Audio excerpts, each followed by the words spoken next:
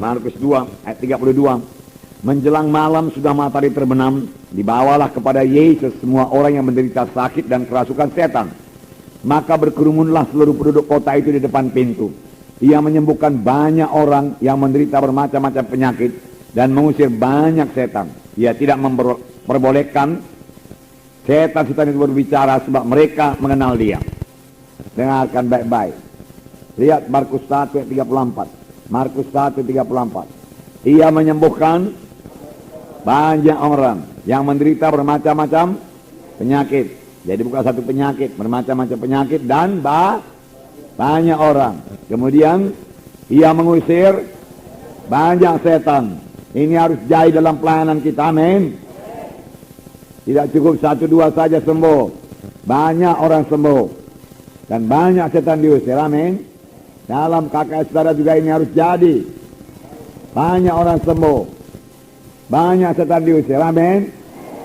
Ya, banyak orang sembuh, amin. Ya, sembuh, sehat dan kuat. Nah, itulah pelayanan Tuhan itu. Sebab Tuhan berkata, pekerjaan-pekerjaan yang aku perbuat akan kamu perbuat. Dan pekerjaan lebih besar daripada yang akan kamu perbuat, sebab aku pergi pada Bapa. Sebab Tuhan murah hati, amin.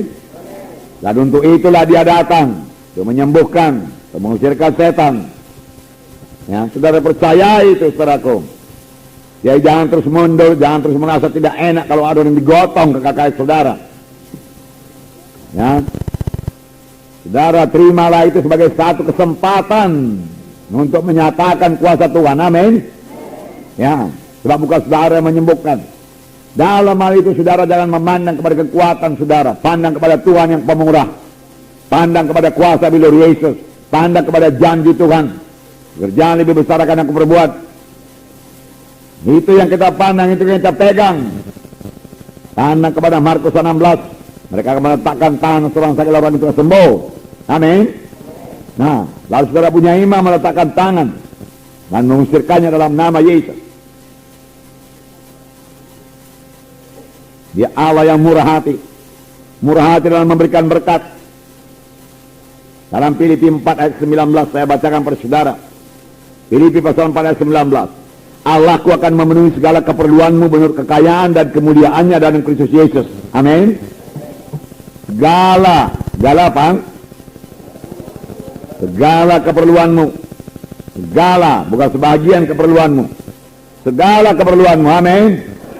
Dia Tuhan yang baik, dia Tuhan yang murah hati. Kalau dia tidak menahankan anaknya yang tunggal, masakan dia menahankan lagi berkat-berkat lain daripada kita. Mari hidup benar di hadapan Tuhan.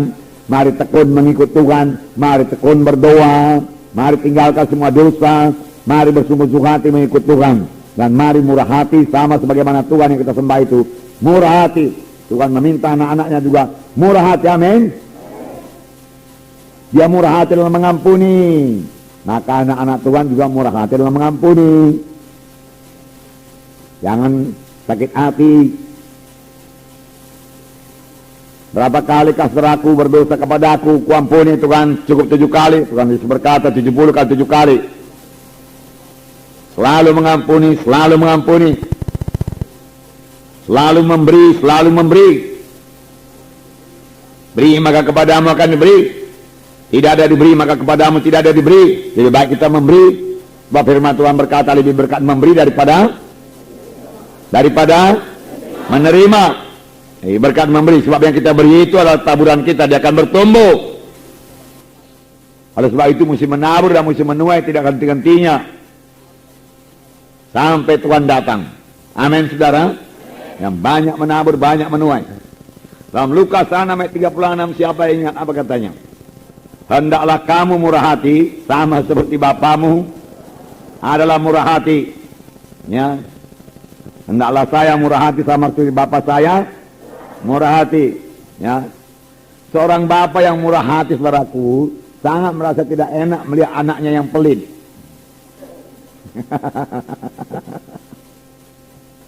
Nanti kalau saudara sudah jadi bapak, saudara akan tahu. Harus murah hati. Murah hati. Amin saudara. Ya. Tuhan Yesus berkata, belajarlah kepadaku karena aku lembut hati dan rendah hati. maka engkau akan mendapat sentosa bagi jiwamu. Sentosa lah yang dicari orang dunia ini. Dia cari uang supaya damai, supaya tenang. Dia piknik supaya tenang, supaya damai.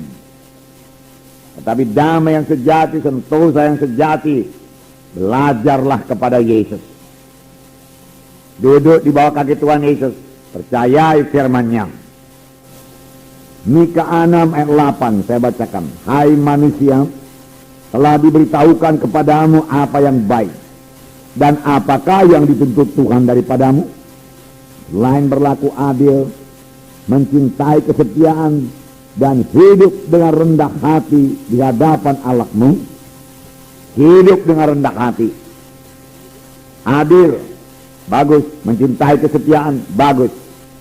Tetapi firman Tuhan juga berkata, hidup dengan rendah hati di hadapan Allah. Hidup dengan rendah hati.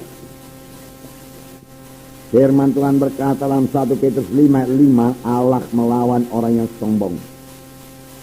Dalam 1 Petrus 5 ayat 5, demikian jugalah kamu hai orang-orang muda, tunduklah kepada orang-orang yang tua, dan kamu semua rendahkanlah dirimu seorang terhadap yang lain, sebab Allah menentang orang songkak, tetapi mengasihani orang yang rendah hati. Langkah indahnya. Tuhan melawan orang sombong dan mengasihani orang yang rendah hati. Mari kita miliki kerendahan hati.